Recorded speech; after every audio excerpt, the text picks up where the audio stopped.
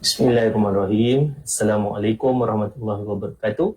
Dan selamat pagi saya ucapkan kepada anda semua. Hari ini bersama lagi kita di dalam FB NIOSH, bersama dengan saya Badrin bin Osman, pakar teknikal daripada Jabatan Consultation and Research Development. So hari ini saya akan membincangkan berkenaan dengan topik yang saya rasa hangat diperkatakan pada masa ini, iaitu berkenaan dengan MAS.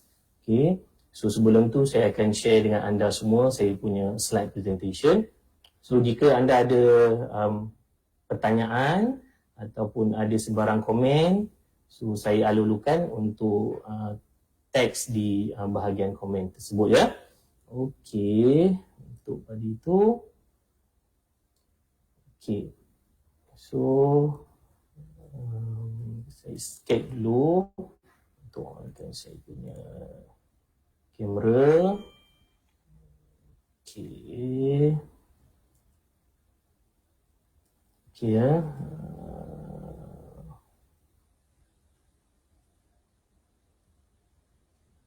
Okey.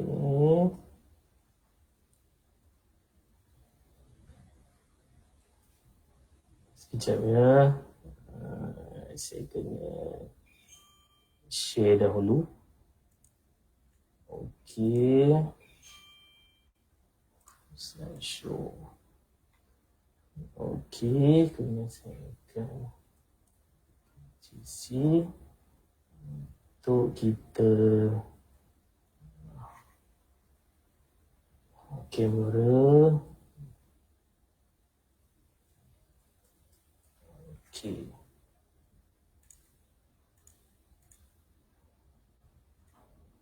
Okey.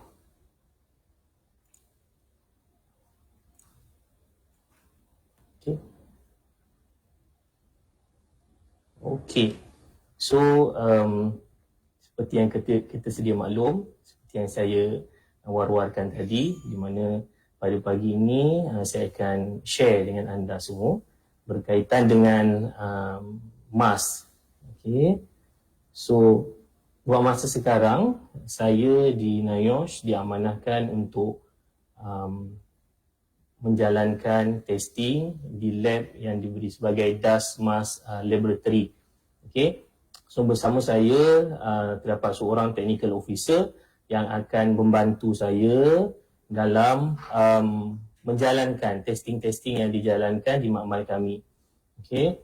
So makmal kami ini berfungsi untuk menyediakan scientific evidence berkaitan dengan keberkesanan respirator yang ada di pasaran di Malaysia maupun di luar negara.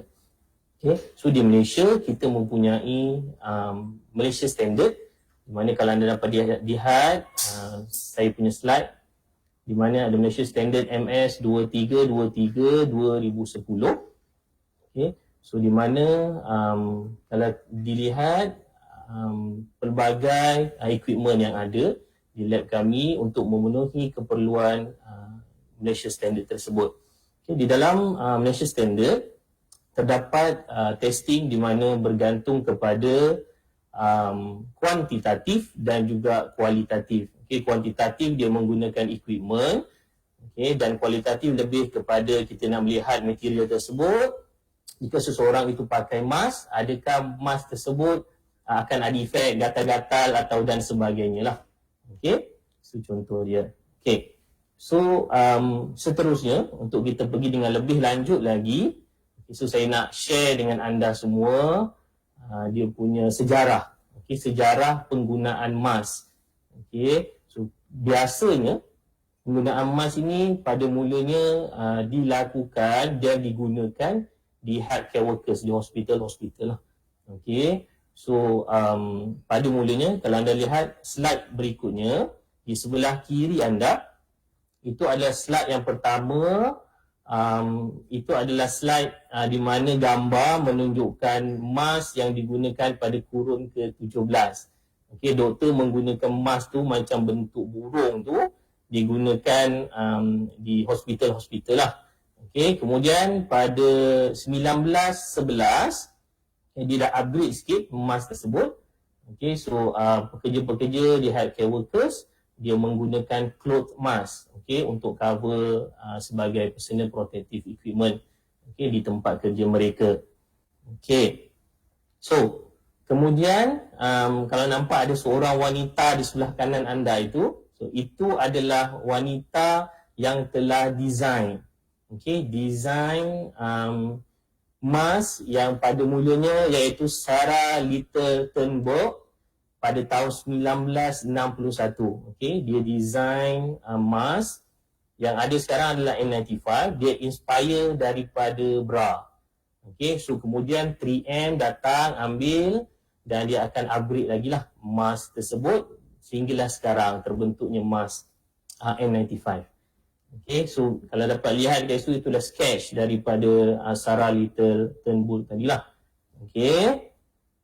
Okay, so ini saya share dengan anda semua. Okay, macam mana semasa MCO, 30 MCO, semasa MCO tersebut, 30 hari, apakah household ataupun barang-barang yang dibeli, yang banyak dibeli di atas talian. Okay, so ada banyak dekat situ. Okay, guess what? Yang paling banyak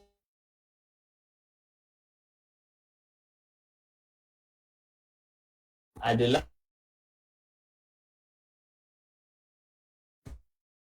apa ladies anyway, mungkin saya pun tak pasti. Mungkin disebabkan dia ada ternampak video yang ini ke, mungkin dijadikan sebagai mask. Okay, so saya share dengan anda semua video ni. Okay, yang video ini adalah daripada bra mask inventor, Dr. Elina Bodnar. Mungkin daripada Czech saya rasa doktor ni. So saya akan share dengan anda video, so anda boleh tengoklah macam mana dia menggunakan aplikasi bra tu untuk dijadikan sebagai mask. Okey. Okey, ini digunakan mask, di mana mask ni digunakan untuk nak pergi ke mana-mana lah. Okey, bra-bra ni simple aja. So dia pakai mask tu dekat dia punya hidung, lepas tu dia gunakan salah satu bahagian daripada bra tersebut untuk dijadikan sebagai mask. Okey, dan seterusnya, okey, ini gunakan underwear sebagai mask. Okey, saya pun tak terfikir macam mana orang boleh menggunakan underwear sebagai mask, tapi itulah yang berlaku. Bila MCO, orang pun jadi lebih kreatif untuk menggunakan mask daripada underwear. Okey. Dan sebenarnya ini tak tahulah, mungkin husband dia ke sebagainya gunakan underwear juga sebagai mask. Okey, ini sajalah saya nak share dengan anda semua benda-benda yang memang saya rasa kreatif, okey, dan pada masa MCO tersebutlah. Okey. Okey. So ini adalah saya nak share dengan anda semua mask-mask yang ada sekarang, sebahagian mask-mask yang ada di pasaran. Okey, so anda dapat lihat yang ini adalah kita katakan sebagai N95 lah, yang biasa sebagai N95. Anda tengok dia ada pelbagai bentuk. Okey, pelbagai bentuk, dan dia ada dekat situ ada nampak macam ada valve dekat mask tu. Okey, saya akan cerita nanti lebih lanjut berkenaan dengan mask tersebut. Okey, so ini sebahagian saja yang ada mask yang ada di pasaran sekarang. Okey, so dekat sini saya nak share dengan anda semua basic ataupun normal design ataupun normal yang bentuk yang terdapat di pasaran, mask-mask yang ada di pasaran. So nombor satu, kalau anda dapat sebelah kanan, gambar tu adalah nombor satu, adalah bentuk dia adalah bentuk dipanggil cup shape. Okey, cup shape. So nombor yang kedua, cup shape with valve. Okey. Nombor ketiga adalah KN95, dan saya yakin sekarang ni KN95 memang disebut-sebut. Okay, banyak sekarang ni ada di pasaran Malaysia sekarang, KN95. Okay. Kemudian nombor keempat adalah dalam bentuk full. Okay, mask dalam bentuk full. Yang kelima, yang biasa sekarang kita gunakan, iaitu face mask. Okay, dia face mask ni diterbagi kepada dua. Biasanya yang pertama sekali dia 3-ply, 3 lapis. Dan yang kedua dia ada 4 lapis. Okay. Dan yang terakhir sekali, yang nombor 6 tu adalah dalam bentuk full dan ada valve. Okay. So di sebelah kiri anda, okey, saya cuba nak share dekat anda ada dua jenis. Okey, yang wujud sekarang ni di pasaran. Yang pertama sekali face mask dia berbentuk ear loop. Ear loop tu maksudnya dia sangkut tali tu dekat telinga. Okey, dan satu lagi bentuk dia berbentuk headband. Okey, dia sangkut dekat kepala. Sangat susah nak jumpa yang headband ni, tapi hari tu kita ada jumpalah. Ada company dia buat testing, so kita dapat satu sampel yang menggunakan headband. Okey. So seterusnya saya nak share dengan anda semua. Tadi saya ada bercakap berkenaan dengan KN95. Okay, apa maksud sebenarnya KN95 tu? Okay, sebenarnya dalam dunia ni, okay, dia ada pelbagai istilah yang digunakan. Okay, contohnya yang biasa kita sebut N95. Okay. N95 tu digunakan, istilah tu digunakan di US, okay, Amerika. Di China, dia menggunakan istilah KN95. Di European, di Europe, Amerika, di London dan sebagainya. Di Malaysia juga, kita menggunakan istilah FFP. FFP bermaksud Filtering Face Piece. Okay? So, jadi bila kita cerita pasal KN95, bermaksud dia sama je pun dengan N95 tu. Okay? Tapi apa yang dia masukkan dengan 95% tu? Kalau tengok situ, ada 95%. Apa maksud 95%?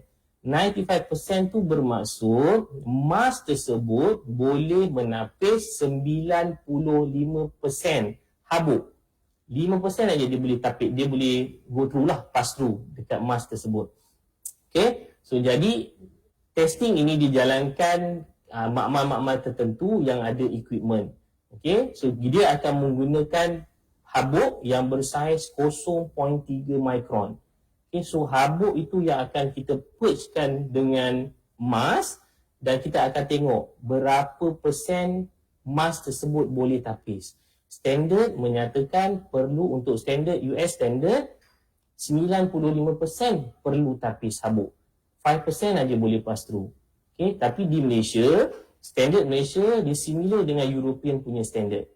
Okay, so standard Malaysia dia punya had dia adalah 94%, which means 6% boleh pass through dengan filter tersebut. Okay, so harap anda faham apa yang dia maksudkan dengan 95% tersebut. Okay, so seterusnya saya nak share dengan anda semua istilah-istilah atau nama-nama yang ada dekat kita punya mask tersebut. Okay, so nama-nama istilah-istilah ni saya refer kepada standard, Malaysia Standard, iaitu MS 2485-2012. Okay, so yang pertama sekali, anda tengok dekat sebelah kiri anda, ini adalah dipanggil pad ring. Okay, itu adalah sambungan di antara tali tu dengan filter. Okay, dipanggil sebagai pad ring. Okay, gambar yang kedua di sebelah kanan anda, yang ada dua tali tu, itu adalah dipanggil head harness.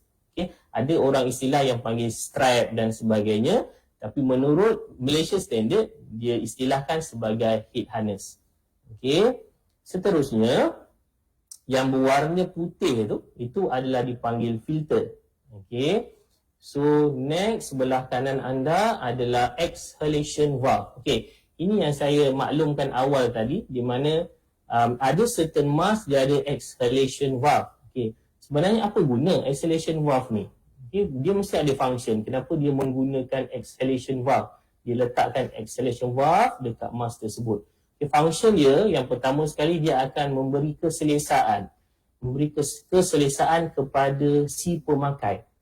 Okay, di mana semua yang ada moisture yang ada dekat dalam mask tersebut, ada heat yang dekat dalam mask tersebut, karbon dioksida yang generate daripada kita punya pernafasan, dia akan release keluar. Di mana dekat valve tu, dia ada silikon ataupun macam rubber lah. Okay, so silikon ataupun rubber ini, dia akan terbuka bila kita exhale. Exhale, kita hembus. Okay, kita hembus, dia akan terbuka.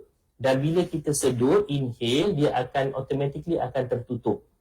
Okay, so dia akan memberi keselesaan kepada si pemakai. Tetapi, siapa-siapa yang menggunakan mask yang ada valve ni, perlu berhati-hati. Sebab tidak semua kawasan yang boleh menggunakan mask yang ada valve. Especially kawasan-kawasan ataupun environment yang memerlukan ada control environment. Contohnya seperti di kawasan infection control, di kawasan Dewan Bedah. Okay? Dan juga orang-orang yang ada masalah boleh transmit kepada orang lain. Contohnya penyakit TB, kan? So dia tak nak benda penyakit yang dia ada tu dia berjangkit dengan orang lain, so dia tak boleh memakai mask yang ada valve. Sebab dia akan spreadkan benda tu kepada environment-environment yang lain. So contoh sekarang untuk cerita pasal COVID, okay, orang yang ada simptom, orang yang bergejala, okay, yang ada COVID ni, dia tidak boleh menggunakan mask yang ada valve. Okay, sebab dia akan spread kepada orang lain lah. So not function at all kalau ada valve. Okay, kalau selain daripada tu tak ada masalah lah kalau nak menggunakan valve. Okay, so seterusnya yang di atas hidung ni dia panggil nose piece. Okay, ada yang panggil nose bridge tapi dalam standard menyatakan adalah nose piece. Okay, dia untuk membentuk mask tersebut dekat atas kita punya hidung lah, batang hidung. Okay, so seterusnya dan yang terakhir, yang elemen yang ada dekat dalam kita punya face mask, yang ada dekat dalam N95 adalah nose foam. Okay, nose foam ni untuk memberi keselesaan dekat kita punya, sebab kita akan ada bagikan tekanan dekat kita punya batang hidung. So jadi nose foam yang akan riliskan sikit lah tekanan tersebut. So kalau anda dapat lihat di bahagian kiri tu dia ada valve dan ada warna kuning tu. Itu yang saya maksudkan tadi, di mana silikon, okey, silikon ataupun rubber lah, dia akan terbuka bila kita hembus, okey, dan akan tutup bila kita inhale, akan sedut. Okey. So far boleh ke semua? Masih lagi boleh bersama dengan saya okey? Kalau katakan boleh, so boleh angkat thumbs up, katakan okey. So nanti saya akan tengoklah macam mana okey ke tak okey kan. Okey. So seterusnya kita go through. Okay, ini adalah saya nak share design untuk KN95. Okay, yang sekarang ni memang saya rasa sangat top lah dekat Malaysia sekarang ni penjualannya, di mana KN95 kebanyakan yang kami terima untuk buat testing, dan saya rasa tak ada lagi design lain yang berbentuk cup. Okay, kebanyakannya design memang dia akan bentuk macam ni, itu adalah KN95. Okay, so dia memang ear loop, dia akan loop dekat telinga, dan baru-baru ni saja baru kami dapat terima yang ada headband, iaitu gantung dekat kepala. Okey. Okey, ini saya nak share dengan anda semua brand-brand yang kami telah jalankan pengujian. Okey, ini sebahagian saja. Saya rasa tak sampai separuh pun lagi dia punya brand. Totally estimate dalam kami telah jalankan ujian dalam 70 brand yang berbeza. Okay, ini sebahagian saja. Okay, brand-brand KN95. So kebanyakan brand-brand KN95 yang kami telah jalankan ujian ini, kami terima daripada Kementerian Kesihatan. Okay, so Kementerian Kesihatan menghantar sampel-sampel yang Kementerian Kesihatan dapat daripada donation. Okay, donation daripada orang perseorangan dan juga daripada syarikat-syarikat swasta menderma kepada kita punya frontliner, Kementerian Kesihatan. Okay, tapi Kementerian Kesihatan mengambil inisiatif, okay, untuk menjalankan ujian terlebih dahulu. Adakah mas-mas yang dihantar tersebut adalah memenuhi standard yang ditetapkan ataupun tidak. Okay, so pada masa PKP tu memang kita boleh katakan setiap hari lah kami menjalankan testing untuk membantu kita punya frontliner yang ada di barisan hadapan, sama ada mask yang diterima tersebut boleh digunakan ataupun tidak. Okay, ini sebahagian sajalah. Okay. So seterusnya, saya nak share dengan anda semua properties ataupun apa benda yang ada dekat dalam face mask yang biasa kita gunakan sekarang lah. Okay. So biasanya untuk face mask ini, dia ada 3 ply. Maksudnya dia ada 3 lapis. Okay, lapisan pertama, lapisan kedua dan lapisan ketiga, dan ada juga jenis yang ada 4 lapis. Okay. So lapisan yang pertama biasanya dikenali sebagai outer layer. So outer layer ni dia adalah fluid resistant. Okay, fluid resistant maksudnya material yang digunakan tersebut adalah hydrophobic. Dia retain kepada fluid. Okay, itu adalah material yang pertama. Dia tidak benarkan ada fluid ada masuk dekat dalam kita punya mask lah. Okay, so yang kedua, layer yang kedua adalah middle layer. Middle layer biasanya dia akan letakkan filter. Okay, so filter ini biasanya datang daripada fiber. Okay, fiber ini terhasil daripada polypropylene. Okay, polypropylene ni pula datangnya hasil daripada petroleum. Okay, salah satu hasil daripada petroleum tersebut lah. Okay, so dan last sekali, the third layer ataupun inner layer, okay, di bahagian dalam layer tersebut adalah untuk moisture absorption. Biasanya material yang digunakan adalah hydroflex, iaitu dia akan serap droplet atau dia akan serap cecair. Okay, so ni adalah untuk 3 layer. Okay, untuk 4 layer, okay, pun ada juga 4 layer, di mana first layer and second layer tu adalah lebih kepada material hydrophobic, di mana dia resistant kepada air. Okay, untuk third layer dia akan letakkan filter. Dan terakhir sekali, layer yang terakhir, inner layer, di bahagian dalam dia akan trap moisture, okay, yang ada dekat dalam, sebab kita akan menggunakan bahagian dalam, okay, untuk menapis moisture. Okay, so di sini saya nak share dengan anda semua apa sebenarnya yang ada dekat dalam kita punya mask. Okay, sebab topik kita pun hari ni unmasking. Maksudnya kita nak tahu sebenarnya apa yang ada dekat dalam mask kita. Okay, so untuk tengok, untuk melihat, kita akan pecahkan kepada 2. Okay, di mana di sebelah kiri anda tu adalah N95 respirator, di mana kalau kita zoom in menggunakan mikroskop, so dia akan nampak fiber-fiber yang sangat halus dekat dalam mask tersebut lah. Di mana mask tersebut terdiri daripada filter yang saya beritahu tadi, dan ada outer layer dan juga inner layer. Okay, yang anda nampak sekarang ni adalah filter dia. Okay, sangat halus filter bagi N95. Bagi face mask, okay, yang biasa yang kita gunakan, so dia still ada filter, dia still ada fiber dekat dalam tu, tetapi fiber dia kalau dapat dilihat dia jarak antara satu sama lain tu, dia ada jarak sedikit lah. Okay, tapi still boleh menapis habuk. Okay, so seterusnya saya nak share dengan anda semua bentuk-bentuk ataupun keadaan bila kita zoom in menggunakan elektron mikroskop, okay, scanning elektron mikroskop, di mana inside layer nampak bentuk je macam tu, nampak berselirat sikit tu, itu adalah fiber. Okay, fiber dekat middle layer, dan outside layer itu adalah di bahagian hadapan lah, yang lebih kepada hydrophobic. Okay, hydrophobic fluid. Okay, so seterusnya saya nak share dengan anda semua berkenaan dengan macam mana habuk-habuk ataupun partikel tersebut, dia punya mekanisme of filtration. Macam mana cara dia nak tapis habuk-habuk tersebut. Okay, so kita ada pelbagai habuk, kita ada pelbagai saiz habuk.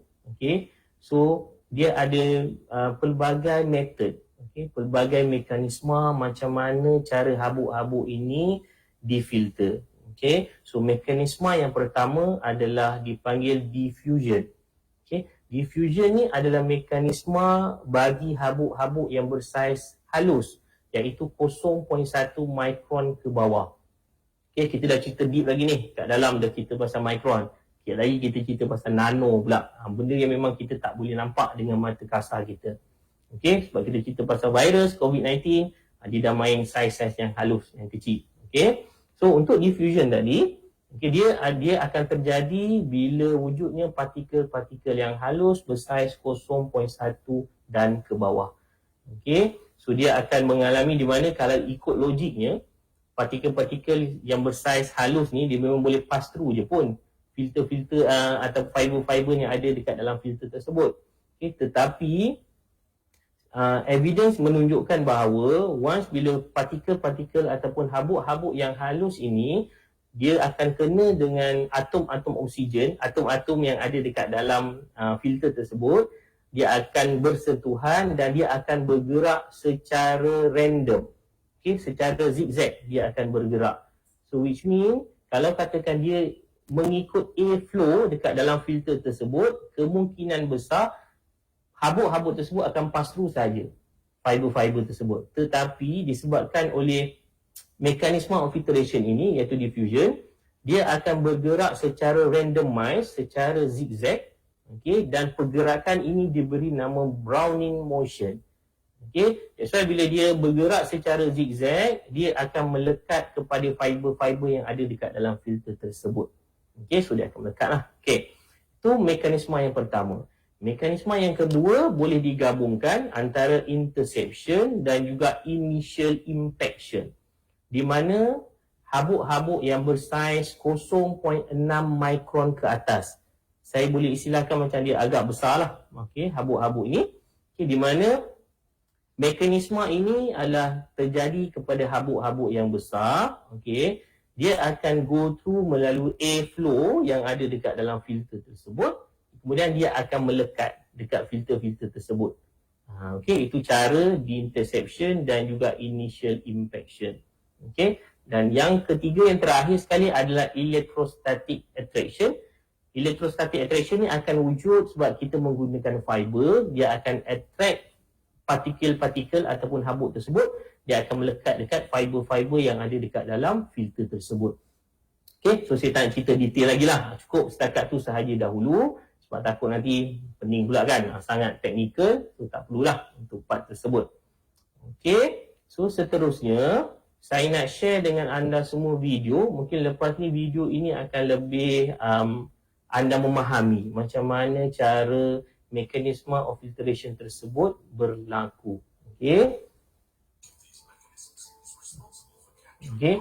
So dekat ini ada nampak fiber-fiber yang ada dekat dalam filter tersebut. Okay, so di mana impaction yang akan berlaku. Okay. Okay, ini partikel-partikel yang besar, dia akan melekat dekat fiber-fiber yang ada dekat dalam filter.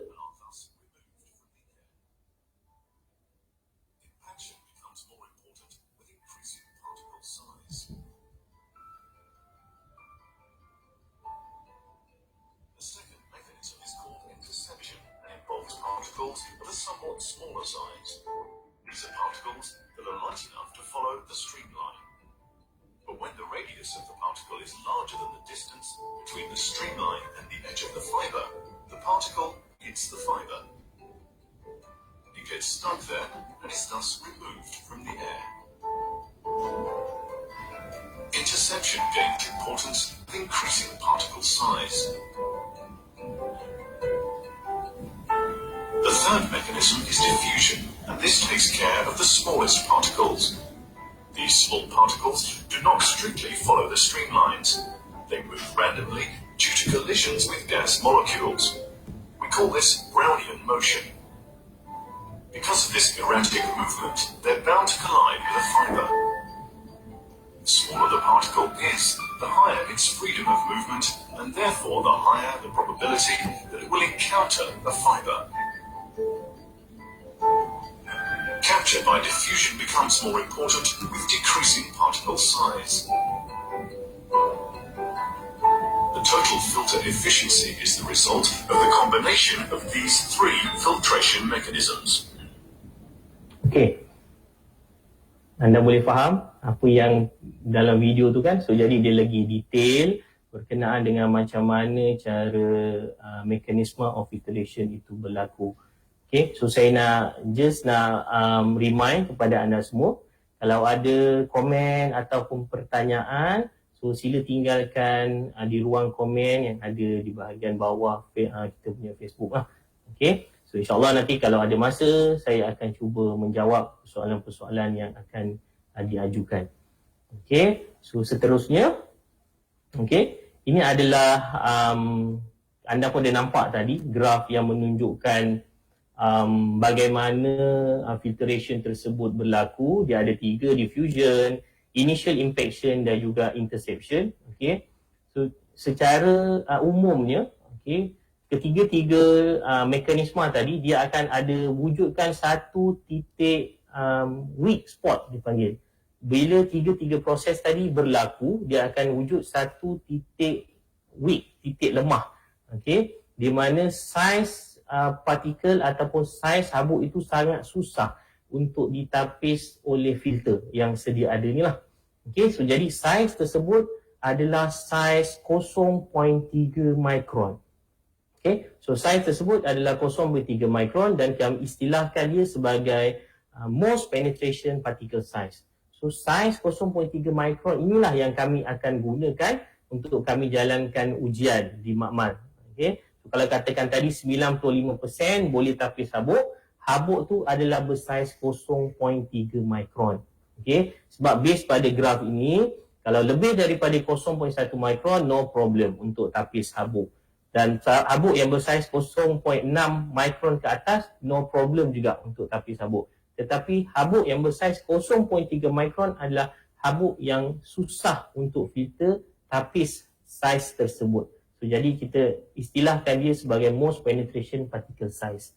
Okay.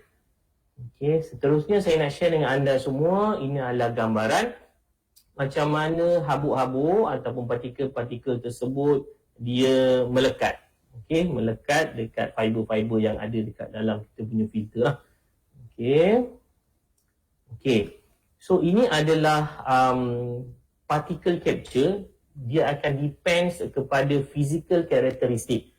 Efektif atau tak efektif filter tersebut dia akan bergantung kepada dua. Okey, sama ada dia bergantung kepada physical characteristic untuk fiber dan juga bergantung kepada partikel itu sendiri. Okay, so dari segi fiber, physical characteristic dia yang pertama adalah fiber punya diameter.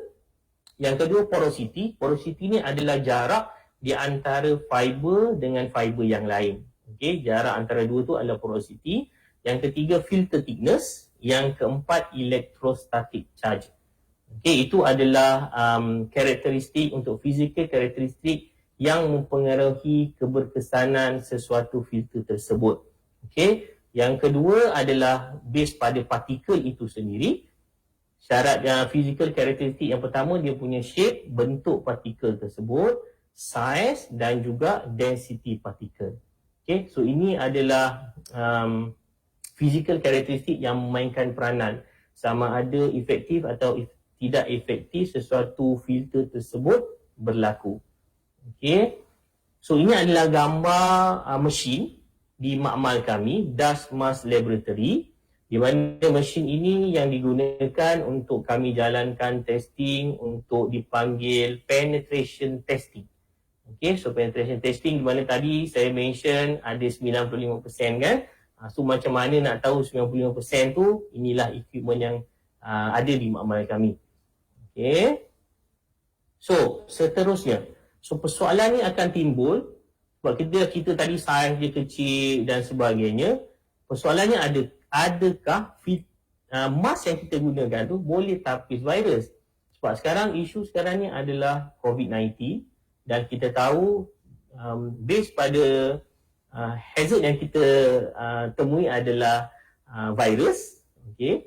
So jadi adakah persoalan yang pertama sekali, adakah filter ataupun mask yang kita gunakan tersebut boleh menapis virus ataupun tidak?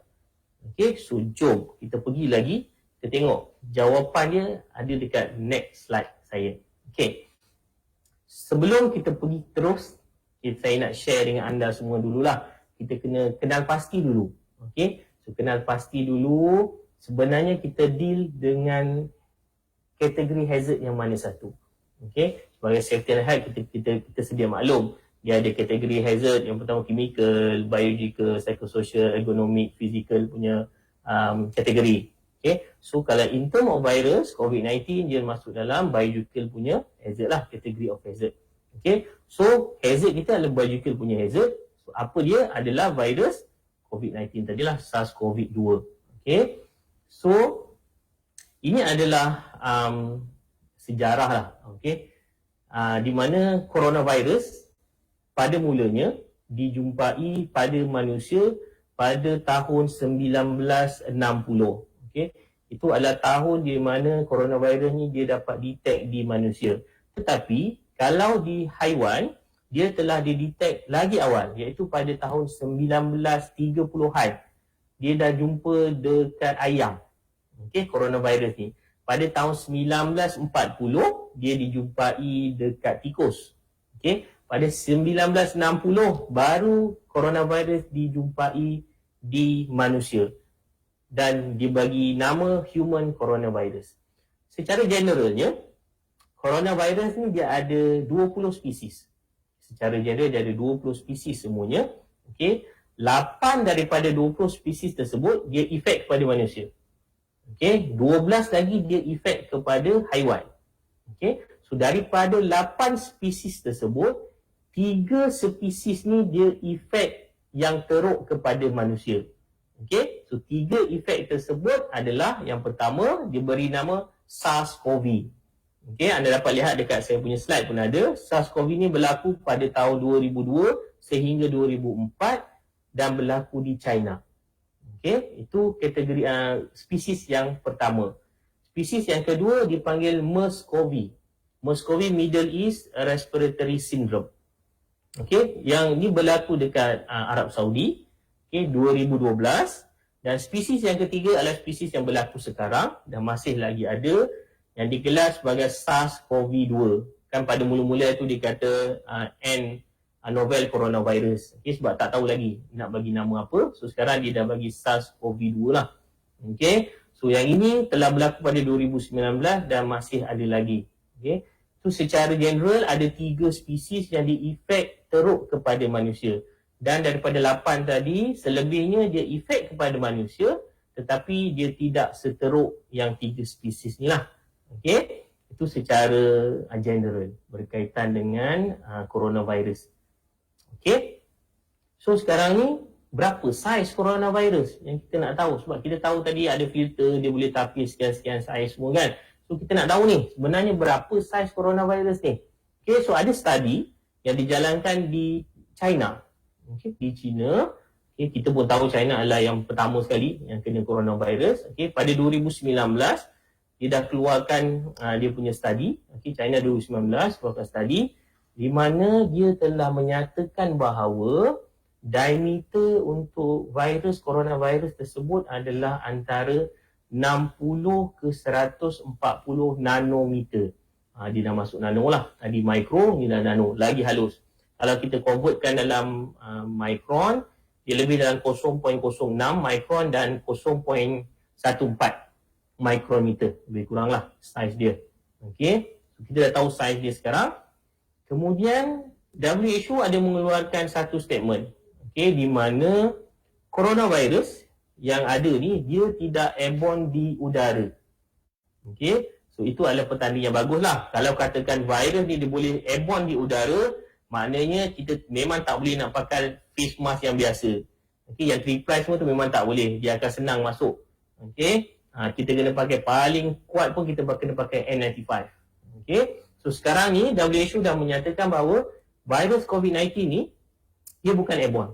Dia tidak airborne di udara lah, dia tidak terampai di udara. Okey, so dia boleh transmit benda tu melalui ada carrier dia, ada pembawa dia.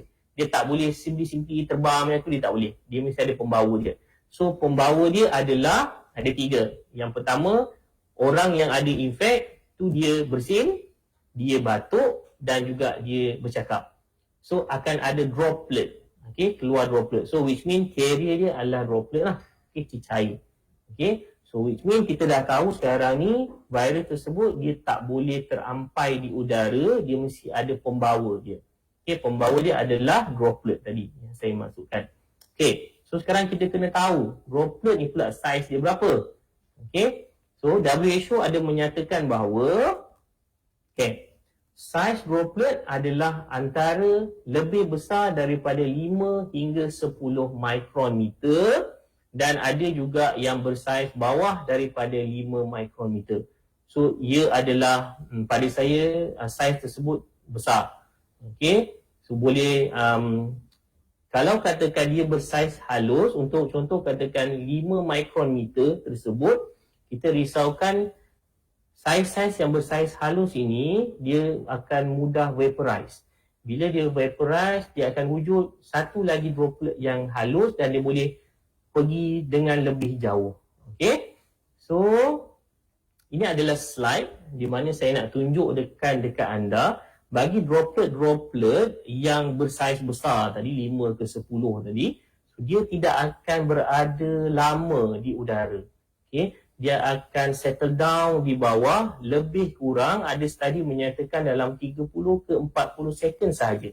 Saiz-saiz yang besar, partikel-partikel droplet-droplet yang besar ni, kalau bersaiz 5 ke 10 mikron dan lagi besar daripada saiz tersebut, so dia akan berada di udara lebih kurang dalam 30 ke 40 second dan jadi dia akan settle down dekat bawah.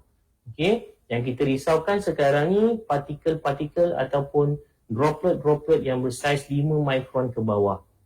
Okay, dia tendensi untuk dia menjadi lagi kecil akan ada sebab dia akan mudah vaporize. Bila dia vaporize, dia akan jadi lagi halus dan dia akan boleh terbang lagi jauh di udara. Okay, ada study menyatakan sampai 8 meter dia boleh pergi.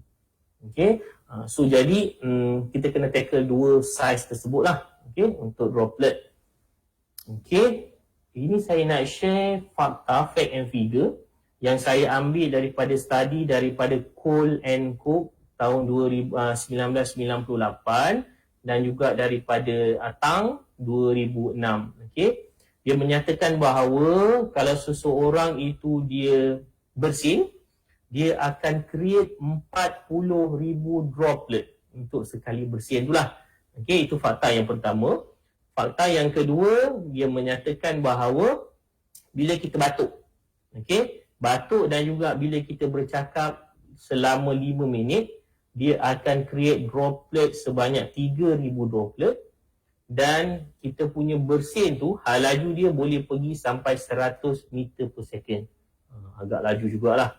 Okay, so ini fact and figure yang saya nak share dengan anda semua. Saya ambil daripada study lah, daripada tahun 1998 dan tahun 2006. Okay, so banyak dah ni. Okay, banyak dah figure, banyak dah fakta-fakta yang telah saya berikan. So harap dia dapat membantulah untuk anda semua. Okay, seterusnya saya nak share dengan anda video berkaitan kegunaan. Adakah efektif ataupun tidak mask yang kita gunakan tu, untuk adakah dia boleh menghalang spread ataupun tidak. Okay, so kita saksikan. Okay, video ni dia tidak ada suara.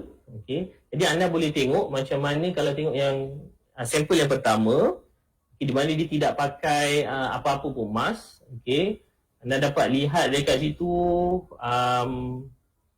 spread kepada virus tu memang dia akan pergi dengan lebih jauh lah. Tidak ada resisten, tidak ada halangan. Okay, yang ini dia menggunakan 2 layer lapisan cotton cloth lah. Cotton. Okay, dia tengok nampak macam ada resisten sikit dekat situ. Dan kemudian yang ini dia menggunakan loose fitting. Dia guna face mask tapi loose fitting. Still ada keluar juga. Yang ini gunakan letak mask dekat bawah mulut. Hidung tak cover pun sama juga. Okay, yang ini yang the best lah. Kalau anda tengok, dia tutup hidung, dia tutup mulut dan anda nampak situ dia punya wave yang ada dekat situ dia tak jauh pergi. Okay, so jadi memang dia akan membantu kalau kita menggunakan mask dengan cara yang betul. Okay, so seterusnya saya nak share dengan anda semua. Ini adalah satu kajian. Okay, kajian yang menunjukkan bahawa jika kita memakai mask, sebenarnya kita boleh mengurangkan, kita boleh mengurangkan daripada kita spread coronavirus ataupun virus-virus yang berkaitan lah.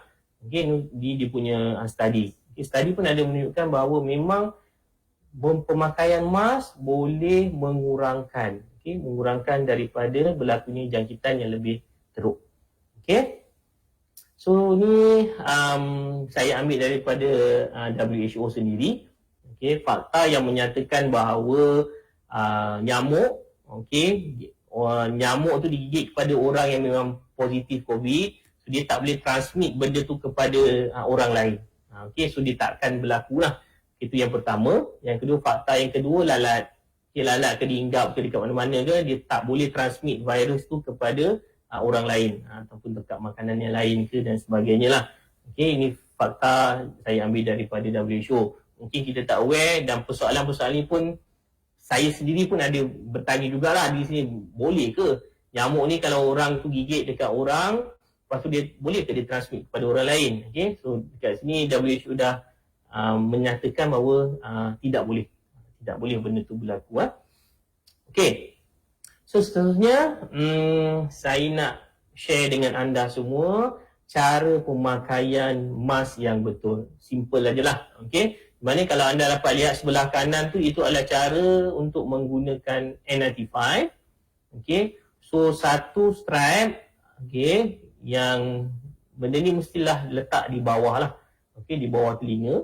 Dan satu lagi hendaklah letakkan di bahagian atas untuk kita nak dapatkan dia fit, tutup kita punya permukaan bahagian hadapan ni. Okay, so dapat lihat dekat situ ada contoh cara-cara meletakkan untuk N95, ada letakkan ke atas, ada letakkan dekat bawah telinga. So ini semua tak betul lah cara tu. Okay, yang betulnya kena letak satu di bahagian atas, satu lagi di bahagian bawah.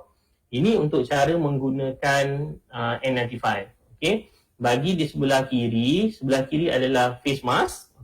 Okay, so face mask ni dia, kalau kita tengok kebanyakannya yang ada di pasaran sekarang dia ear loop. Okay, iaitu sangkut dekat telinga lah. Okay, sekarang ni macam-macam design, macam-macam cara orang pakai. Biasa sekarang kalau tengok ni, pakai mask, dia letak dekat bawah dagu. Okay, not function at all lah. Saya pun tak faham kenapa dia letakkan dekat dagu. Mungkin dia nak bercakap atau sebagainya. Sebab benda ni akan efek kepada ear loop, yang headband yang ada ear loop dekat mask tersebut. So dia akan meregang, nanti bila anda nak pakai balik, dia akan loose benda tu. Okay, so jadi why not, kalau tak payah letak dekat bawah dagu ni, buka je mask tersebut. Okay, so jadi dia tidak meregang lah dia punya stripe tu. Okay, so kalau nak pakai, better pakai yang betul-betul. Okay, yang proper. Ada yang letak dekat bawah mulut je, hidung tak tutup, not function at all jugalah. Okay, so jadi kita kena faham sebenarnya kita pakai mask ni sebenarnya untuk apa. Okay, so nak tutup semua, so better tutup bahagian yang berkenaan lah. Okay, jangan letak kat bawah, letak dekat bawah mulut aja kan. Okay, okay. Seterusnya, pertanyaan yang seterusnya saya nak share, perlu atau tidak kita pakai mask sampai macam ni? Okay, so saya dapat ni, kalau tengok kat situ ada seorang ni, aunty ni, dia pakai berapa banyak mask ni. Facial mask ada 3 ke 4 lapis atau 5 lapis. Okay, dia pakai. Yang seorang ni, dia dah pakai face mask. Lepas tu dia pakai pula lagi dengan N95. Okay, perlu atau tidak? Ni mungkin mula-mula masa kita kena pandemik itu mungkin akan ada rasa nak pakai macam ni, boleh ke kan? Pakai macam ni ke, kena pakai banyak ke, dia akan ada rasa panik. Okay, so sebenarnya, okay, ini jawapan dia. Okay, ada study juga. Ada orang nak buat study, adakah keperluan kita nak pakai sampai banyak-banyak macam tu lah, double layer, triple layer semua tu, ada perlu atau tak perlu? Dia tidak dikatakan sebagai salah. Kalau anda nak pakai berapa layer pun tak ada masalah pun, pakailah. Okay, tapi dia ada disadvantage dia. Okay, so disadvantage dia yang pertama sekali, dia akan menyebabkan kita susah nak bernafas.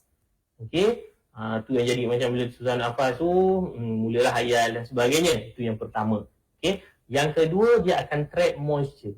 Bila kita bercakap, dia akan create ada moisture. Kita akan keluarkan moisture. So moisture tu akan trap dan dia akan wujudkan pathogen ataupun microorganism, bakteria yang ada dekat dalam tu, dia akan efek dekat kita lah. Itu yang kedua. Dan yang ketiga, akan incur cost lah, extra cost. Nak beli banyak kan, tapi sebenarnya tak payah pun pakai banyak-banyak tu. Hanya satu mask saja sudah memadai. Okay, so next question. Sekarang ni saya dah bukan kepada teknikal lah. Okay, dia lebih kepada santai dan lebih kepada eksperimen ataupun study yang kami sendiri jalankan. Okay, berkaitan dengan mask dan persoalan-persoalan ini yang timbul, dan kami akan menyediakan scientific evidence adakah benda tu ada efek kepada filtration ataupun tidak. Okay, so yang pertama sekali, seperti yang kita sedia maklum, face mask yang ada ni sebenarnya dia disposable. Okay, so dia disposable, dia tidak boleh diguna semula. Okay, tapi kita pun sedia maklum lah, sekarang ni dengan satu face mask, kalau KN95 kalau kita tengok mungkin dah pergi sampai sekeping RM4 atau RM3. Okay, jadi ada usaha-usaha dia nak basuh face mask tersebut. Okay, so jadi persoalan ini timbul, boleh ke kita untuk basuh mask tersebut? Okay, so jadi kami di Dasmas Laboratory NIOSH telah menjalankan satu eksperimen lah, saya boleh katakan, di mana adakah selepas kita basuh kita punya mask, dia akan efek filtration kepada mask tersebut. Okay, so kita akan basuh mask tersebut menggunakan deterjen. So deterjen yang tadi tu memang Breeze lah kami gunakan. So kita akan drykan dia kering selama 2 hari, 2 atau 3 hari. Okay, kasih dia betul-betul kering. Kemudian kita akan test menggunakan this equipment. Kita nak tahu ada tak kesan bila kita basuh menggunakan deterjen tersebut. Okay, dia memberi penurunan atau tak ada kesan pun kalau kita basuh. Okay, dia punya performance of filtration. Okay, so result dia adalah ini. Okay, kami ada buat dua, iaitu yang pertama kita menggunakan eksperimen, kita gunakan N95.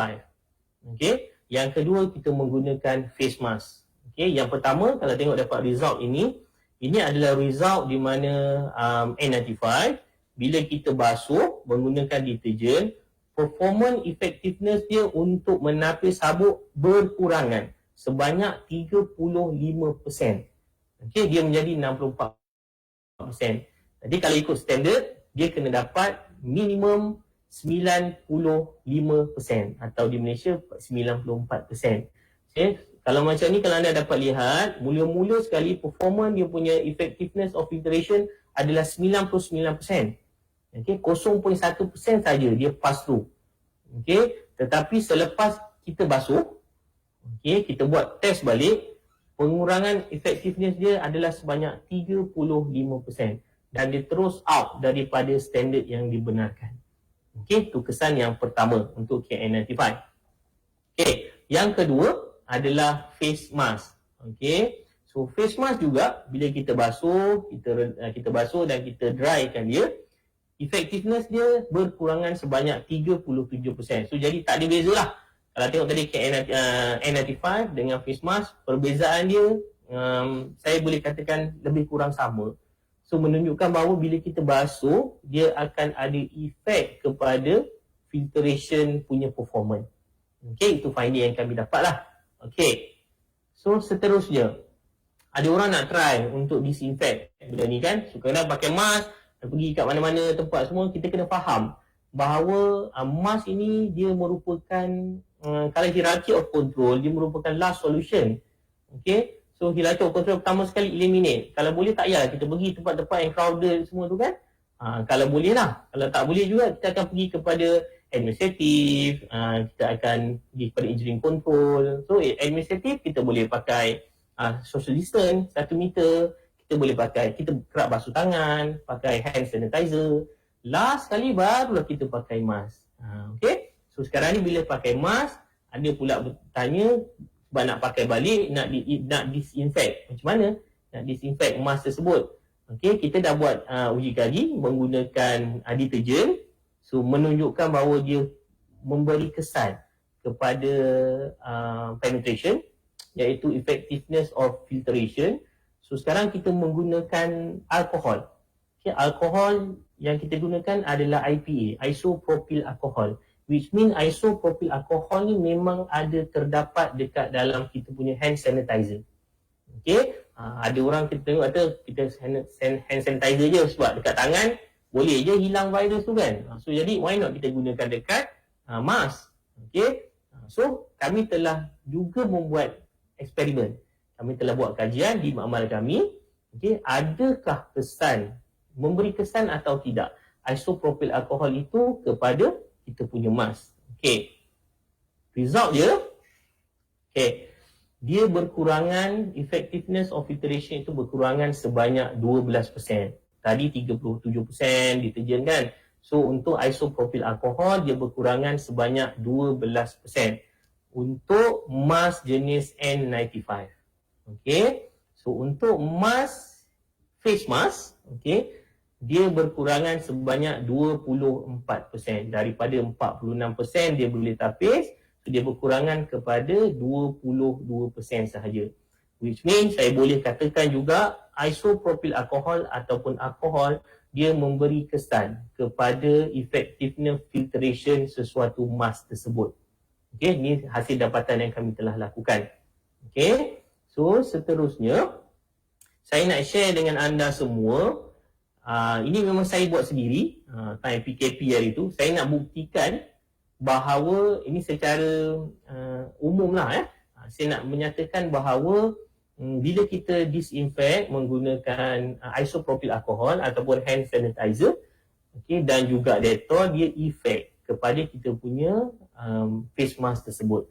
Okay, kita pergi kepada video yang pertama. Okay. So video ini adalah saya akan menggunakan hand sanitizer. Okay. So di mana kalau tengok saya tuangkan air dekat dalam face mask tersebut, so tak ada pun air keluar. Which mean face mask ni bagus lah. Okay. Dia tak ada, dia memang trap habuk. Kalau saya spray pula dengan air biasa, okay, dia water resistant. Okay. Nampak tu dekat di bahagian luar tu tak ada kesan pun. Okay. Seterusnya saya akan menggunakan hand sanitizer. Okay. So anda dapat lihat nanti bila saya spray dengan hand sanitizer, apa yang akan berlaku di mana air yang dekat dalam face mask tersebut dia akan jatuh. Okay. So secara generalnya dia akan memberi kesan kepada face mask tersebut. Okay. So itu yang pertama, saya menggunakan hand sanitizer. So yang kedua, okay, sekejap saya stop dulu. Okay. So yang kedua, teknik yang sama, metod yang sama digunakan, cuma saya menggunakan Dettol. Okay, yang dia ada spray Dettol tu kan. So nak tengok ada kesan ke tak ada kesan kepada kita punya face mask. Pun sama juga. Okay, air yang ada dekat dalam face mask tersebut dia akan mengalir keluar. Which mean dia akan efek juga kepada kita punya face mask tersebut lah. Okay, apa yang berlaku sebenarnya? Okay, apa yang berlaku di sebalik apa yang kita tengok ni, air yang dah ditahan tadi kemudian boleh jatuh. Okay, isopropyl alkohol dan juga deterjen tadi dia akan merosakkan fiber yang ada dekat dalam face mask tersebut. Okay, dalam face mask tersebut saya beritahu tadi akan ada filter. Okay, filter tersebut dalam tu ada fiber-fiber. Okay, isopropyl alkohol dan juga deterjen tadi dia akan merosakkan, dia akan memusnahkan fiber-fiber yang ada dekat dalam filter tersebut. Itu yang pertama. Dan yang kedua, dia akan menghapuskan elektrostatik yang ada dekat fiber tersebut. Okay, that's why dia akan efek kepada performance of filtration. Okay, so lepas ni tak payahlah nak disinfect kita punya face mask semua tu, tak perlu. Okay, so seterusnya, okay, so ini adalah kajian saya nak cerita. So sekarang ni macam mana nak buat? Nak disinfect basuh tak boleh, nak kita guna hand sanitizer pun tak boleh, nak rendam isopropyl alkohol pun tak boleh. So saya nak share dengan anda semua, okay, study-study yang dijalankan, okay, untuk disinfect mask ini. Okay, so ada study menyatakan bahawa kita boleh keringkan sahaja kita punya mask tersebut, tetapi persoalannya berapa lama nak dikeringkan. Sebab kita tahu mikroorganism ni dia ada half-life dia. Okay, so berapa lama tu, itu adalah dalam kajian. Okay, sebab kita tahu kita sekarang tengah deal dengan virus yang baru. Okay, so jadi kalau kita lihat pada research ataupun study yang pertama ini, okay, dia menggunakan H1N1 punya virus. Okay, so dia mendapati bahawa dalam tempoh lebih kurang 5 ke 6 jam. Okay, kalau tengok dekat next slide, okay, okay, dalam 5 ke 6 jam, okay, bawah daripada 5 lah, bawah daripada 5 jam, virus tersebut dia dah tak nampak lagi dah dekat material-material yang diorang telah spraykan tersebut. Okay, itu yang pertama. Okay, So, study yang berikutnya adalah NIOSH US sendiri. Dia ada buat kajian, di mana dia memang menggunakan COVID-19 sebagai virus dalam uji kaji. Bahasa tu H-COVID-19 lah.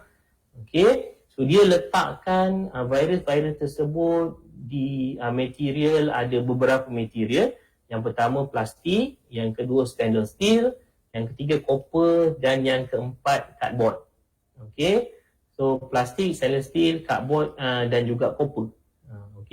So kalau kita nak similarkan dia dalam study ini, researcher menyatakan mask boleh dikatakan familiar dengan cardboard tadilah. So dia mendapati bahawa kalau kita drykan dia, biarkan dia selama 48 jam, so virus H-COVID-19 tersebut dia completely not viable. Tak nampak dah benda tu dekat cardboard, which means dia sama dengan mask lah. Itu finding yang dia dapat. Kalau katakan pada plastik ataupun stainless steel, dia akan lagi lama, iaitu 72 jam. Dan lebih kurang dalam 3 hari lah. Kalau untuk plastik dan stainless steel tadi dalam 72 jam, untuk cardboard 48 jam. So which mean kalau dapat lihat dekat sini, ini adalah satu alternatif. Alternatif di mana macam mana cara kita nak disinfect kita punya mask. So ini apa yang diperolehi lah daripada study tersebut. So finding daripada study tersebut menunjukkan bahawa much better. Kalau ikutkan cardboard tadi 48 jam, tapi much better kita biarkan sampai 72 jam. Tetapi perlu diingat, virus-virus atau mikroorganism ini dia sangat bergantung kepada temperature dan juga humidity. Kalau temperature tu lagi rendah, sebenarnya dia boleh lagi lama lah. Dan juga kalau humidity lagi tinggi, dia punya half-life dia lagi lama. So jadi berhubung kait lah antara satu sama lain. So ni CDC. CDC ni Center of Disease Control daripada US. Dia ada menyatakan berkenaan macam mana cara yang terbaik untuk decontamination mask tersebut. So ada 3 yang disarankan. Yang pertama guna ultraviolet, yang kedua vaporized hydrogen peroxide, dan juga moist heat. So kami di bahagian lab mengambil inisiatif untuk menjalankan kajian. So ini ada kajian-kajian lain yang ada di luar sana, dan kami di lab kami sendiri, kami sedang menjalankan eksperimen berkaitan dengan apa yang disarankan oleh CDC US tersebut. Nak decon vaporized hydrogen peroxide, nombor 1 tu adalah alat yang kami gunakan untuk vaporized hydrogen peroxide. Kami nak try guna untuk Clorox, sodium hypochlorite yang ada dekat dalam tu. Yang nombor 4 tu, nombor 3 tu adalah kami punya climatic chamber. Kami nak tengok adjust suhu dan juga humidity. Dan yang keempat adalah kami nak masukkan mask dalam autoclave. So semua disinfection yang kami nak jalankan ini, so kami nak compare antara N95 dan juga KN95. Itu adalah mask-mask yang kami jalankan. So result dia belum tahu lagi. InsyaAllah nanti kami akan share lah dengan anda semua macam mana efektif ataupun ada kesan atau tidak mask-mask tersebut bila menggunakan disinfection tersebut. Ini saya rasa baru-baru lagi, 13 hari bulan baru lagi menyatakan bahawa ada orang sakit, ada orang mati sebab pakai mask masa berjogging dan sebagainya disebabkan oleh dia tersedut karbon dioksida, CO2. Next pun ada juga dia cerita pasal efek kepada dia punya paru-paru sebab dia pakai mask. Ada pula 2 orang pula mati sebab semasa pakai mask during gym class pun ada juga. Macam-macam lah. Yang ada sekarang bila pakai mask, ada sebab orang mati, ada orang sakit dan sebagainya. Ada yang katakan juga sebagai boleh dapat hypercapnia, toksik bila sedut karbon dioksida. So kami still mengambil inisiatif ini sebab kami ada lab, so kami nak menunjukkan, menunjukkan bahawa betul ke bila pakai face mask ni dia boleh mengakibatkan semua benda-benda ni semua. Ada dapat hypercapnia, boleh sebabkan ada toksik sebab sedut karbon dioksida berlebihan dan sebagainya. So ni equipment kami. So equipment ini adalah memang khas untuk, dalam standard pun ada, dia menyatakan berkenaan dengan konten karbon dioksida tersebut. Okay. So kalau dapat lihat ada tu mesin tu adalah simulate macam mana cara kita bernafas, kemudian kita akan purgekan dengan karbon dioksida. So kita nak tengok ada kesan ke tak ada kesan sebenarnya karbon dioksida ni boleh release atau tak boleh release bila seseorang itu pakai mask. Okay. Dan finding yang kami jumpa menyatakan very unlikely, tak boleh pun, maksud saya, untuk orang itu sedut karbon dioksida. Okay, dia senang aja sebenarnya kalau kita pakai face mask ni, dia release dengan mudah. Okey, tanpa perlu katakan disebabkan oleh terlampau banyak sedut karbon dioksida, boleh sebabkan hypercapnia dan sebagainya. So kami telah membuktikan bahawa sebenarnya scientific evidence menyatakan bahawa benda tu tak akan berlaku bila menggunakan face mask. Okey. Dan finding tersebut juga telah dinyatakan di WHO. Okay. So, WHO pun ada menyatakan bahawa dia tak ada kesan pun disebabkan oleh karbon dioksida tu menyebabkan kita tersedut bila pakai face mask dan sebagainya lah. Okay. So tak perlu risau lah lepas ni. Tapi sekarang pun government dah menyatakan bahawa kalau kita nak pergi jogging, tak perlulah kita pakai face mask. Okay. WHO pun menyarankan juga tak perlulah nak pakai face mask kalau nak pergi bersukan dan sebagainya. Okay. Sebab akan ada create sweat. Okay. Benda tu akan menyebabkan ada microorganism growth benda tu. Okay, so tak perlu. Kalau nak bersukan, kena pakai mask, tak perlu. Okay. Ini ada study. Okay, saya nak share dengan anda semua juga. Study berkaitan once bila katakan dah berjogging semua tak payah pakai mask. So kan ada pula orang buat study jarak bila kita nak jogging tu. Berapa jarak dia. Kita pun tak tahu orang ni ada simptom ke tak ada simptom kan. Takut asymptomatic tu.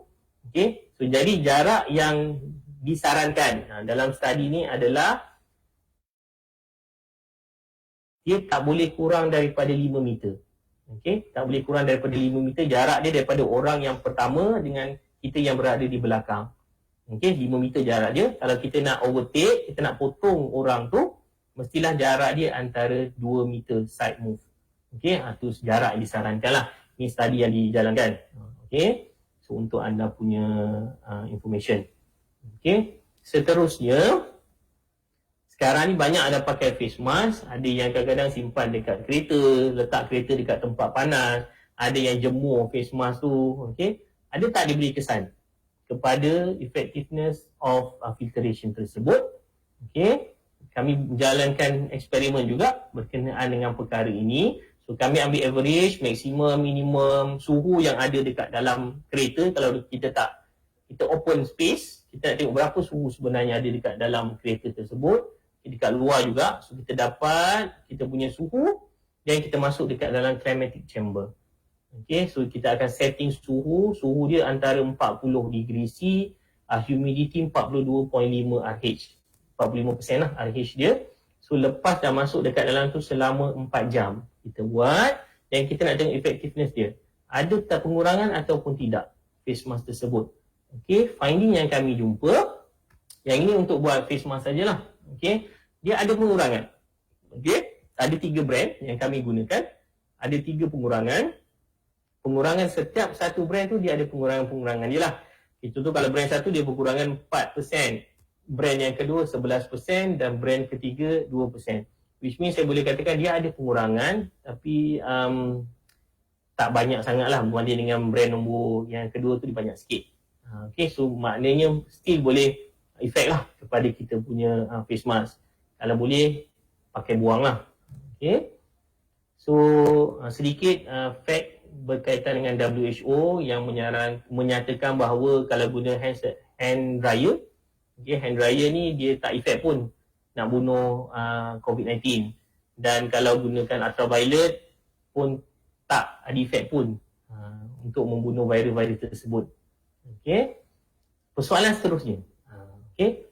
Boleh ke virus yang dah melekat dekat kita punya mask tu, dia boleh migrate tak? Which mean dia boleh masuk balik tak dekat pemakai. Okay.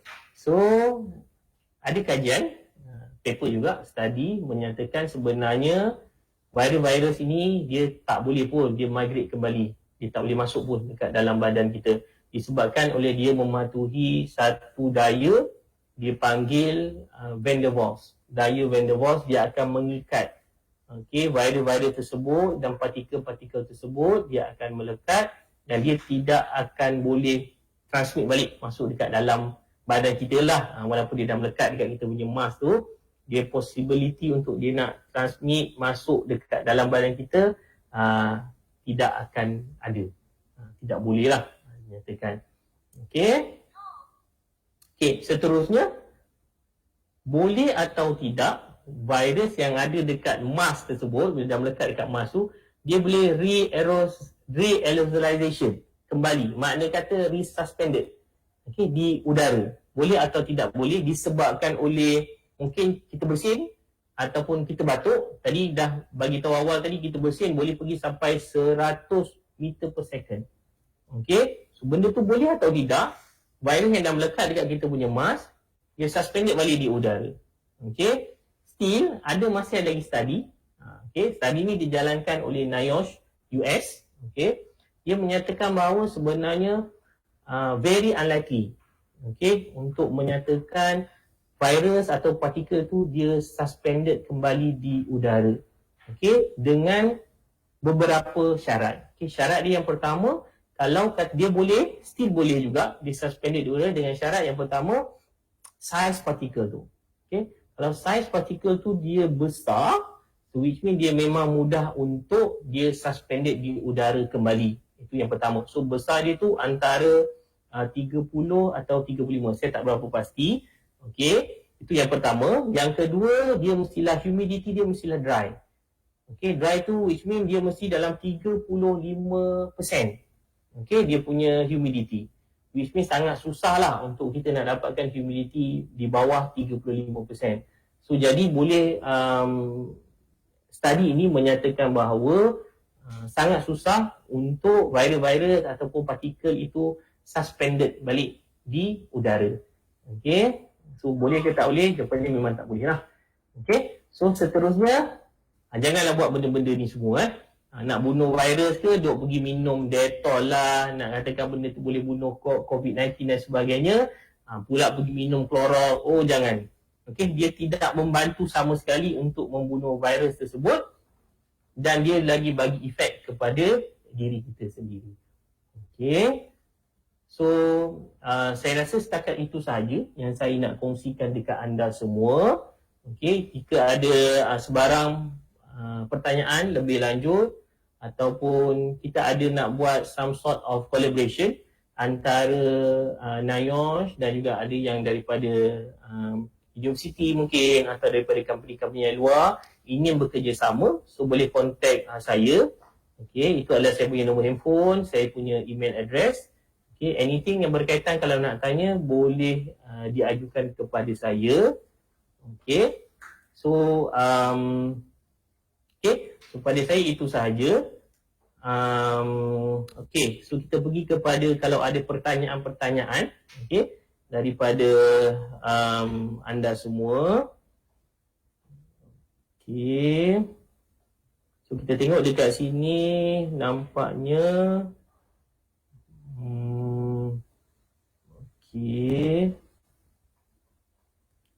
daripada salah satu lah, saya baca banyak juga ni komen-komen. Daripada Cik Hairul Hero Hairul. Betul tak ni? Hairul Hero Hairul. Saya nak tanya, face mask ataupun surgical mask ada dua side. Satu side warna biru, satu side warna putih. So mana yang elok pakai belah dalam, biru atau putih? Ada yang cakap kalau ada simptom elok pakai biru belah dalam, putih belah luar. Itu persoalan dia. Betul. Sekarang ni ada macam-macam lah. Ada yang share, yang katakan yang biru dalam, biru keluar dan sebagainya. Yang penting, yang penting kadang-kadang ada juga yang manufacturer dia salah. Yang biru tu, yang kat dalam, warna tu pun beza. Yang penting, saya nak beritahu dekat sini, kalau boleh saya share dekat anda semua, saya nak tunjuk gambar face mask tu. Sekejap. So ini adalah gambar face mask yang penting adalah lipatan tu. Okay, so kalau lipatan tu dia menghala ke bawah, okay, which mean lipatan tu mestilah, face tu mestilah berada di bahagian hadapan. Okay, sebab kita nak resisten kepada droplet akan jatuh ke bawah. Itu saja. Okay, so kalau katakan lipatan tu dia ke dalam, so side tu mestilah dekat bahagian dalam, which mean dekat kita punya side lah, bukan dekat bahagian luar. So kadang-kadang warna ni pun ada mainkan peranan. Warna ni kadang-kadang dia warna biru, tapi dia punya lipatan tu dekat dalam. Okay, so jadi senang cerita, lipatan yang memang dia tunduk ke bawah tu, dia lipat ke bawah tu, itu adalah dia mesti duduk dekat luar. Okay, so lipatan yang dia terangkat ke atas tu, itu adalah lipatan yang kita kena pakai di bahagian dalam lah.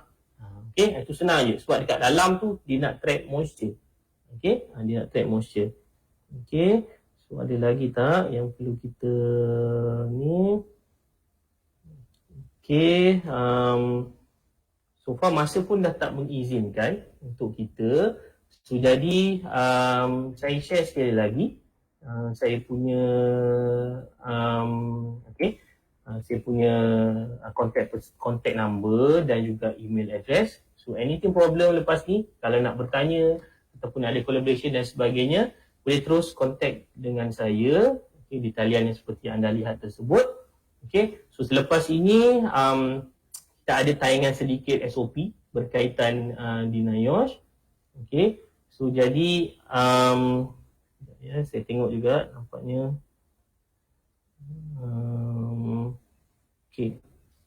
Okay, so saya rasa itu sahaja untuk saya pada hari ini.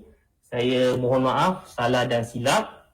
Okay, kalau ada perkataan ataupun ayat yang saya gunakan tidak sesuai, okay, dengan anda semua, saya tak kena apa saya cakap, saya minta maaf. So anything problem boleh contact. So saya ucapkan terima kasih. Assalamualaikum warahmatullahi wabarakatuh.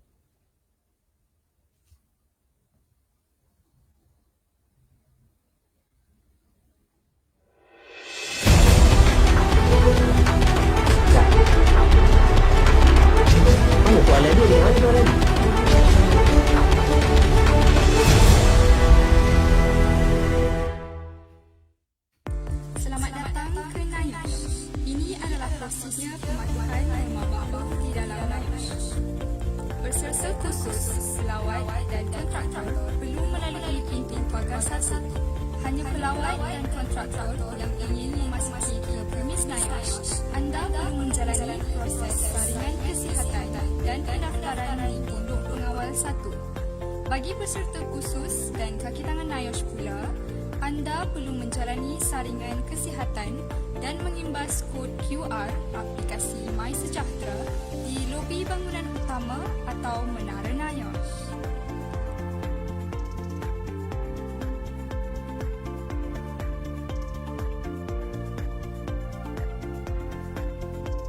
Kepada pengguna aplikasi MySejahtera, anda boleh terus mengimbas kod QR di aplikasi tersebut. Manakala untuk bukan pengguna aplikasi MySejahtera, anda perlu mengisi butiran peribadi anda.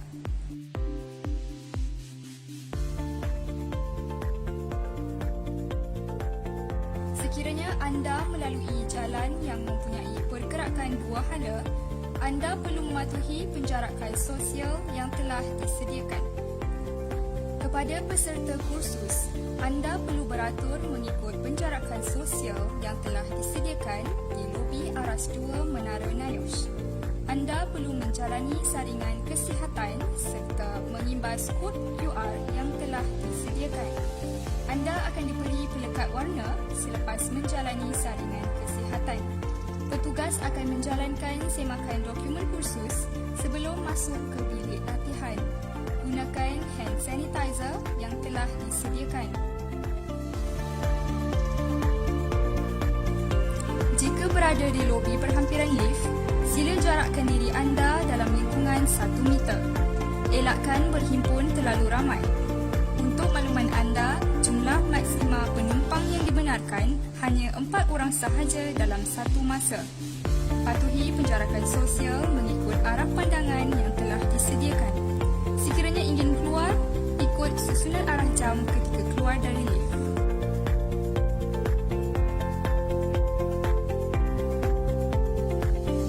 Patuhi penjarakan sosial ketika menuju ke bilik latihan. Koordinator khusus akan membantu anda ketika menuju ke kelas. Pastikan anda tidak duduk di kawasan yang bertanda pangkal.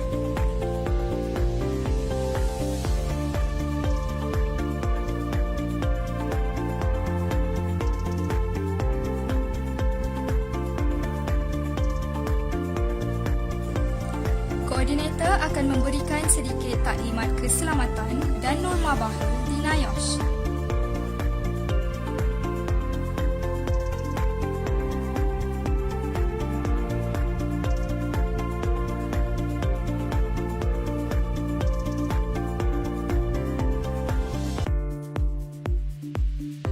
Pendaftaran kehadiran akan diambil dari meja ke meja.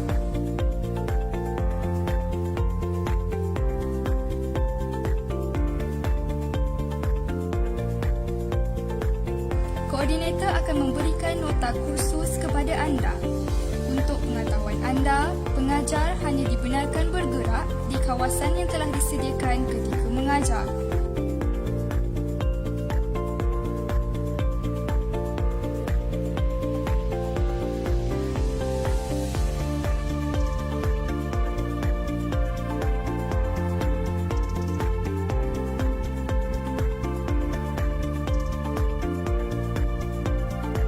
Makanan dan minuman akan disediakan dan dihidangkan di belakang bilik latihan.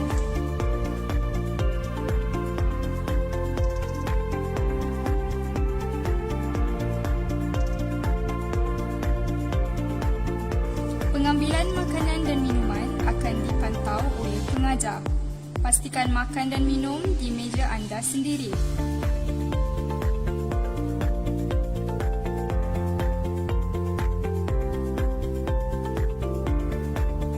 Ketika di kawasan praktikal, patuhi penjarakan sosial yang telah ditetapkan. Penggiliran sesi praktikal akan dilaksanakan semasa latihan.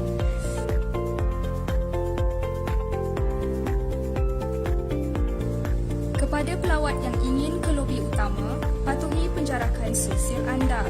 Elakkan berhimpun terlalu ramai di kaunter pertanyaan. Elakkan bersentuhan atau berjabat tangan dengan orang lain.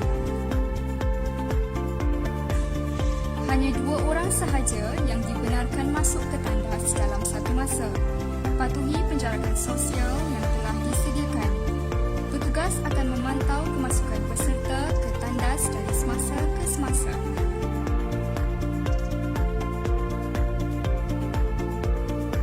Hanya 10 minit diberikan kepada jemaah yang berada di dalam surau bagi menunaikan solat.